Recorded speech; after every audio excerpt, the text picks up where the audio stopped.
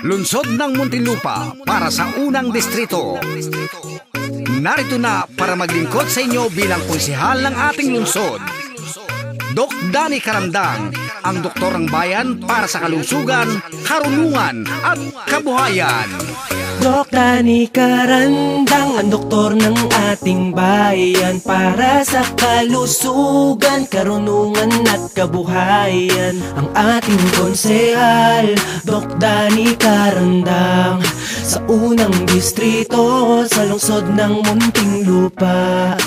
Doc Danny Carandang, ang doktor ng ating bayan para sa kalusugan, karunungan at kabuhayan. Ang ating konsehal, Doc Danny Carandang, sa unang distrito sa lungsod ng Muntinlupa.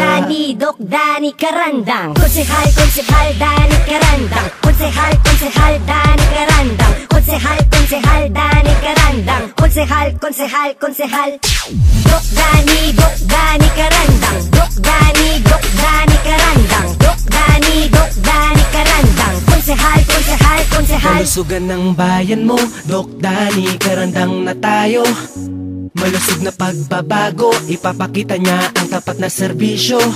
Mga gawain na tapat para sa patuloy pa na pag-unlad. Yan ang konsehal nyo, Dr. Danny Carandang na tayo. Doc Danny Carandang, ang doktor ng ating bayan para sa kalusugan, karunungan at kabuhayan. Ang ating konsehal, Doc Danny Carandang, sa unang distrito sa lungsod ng Muntinlupa.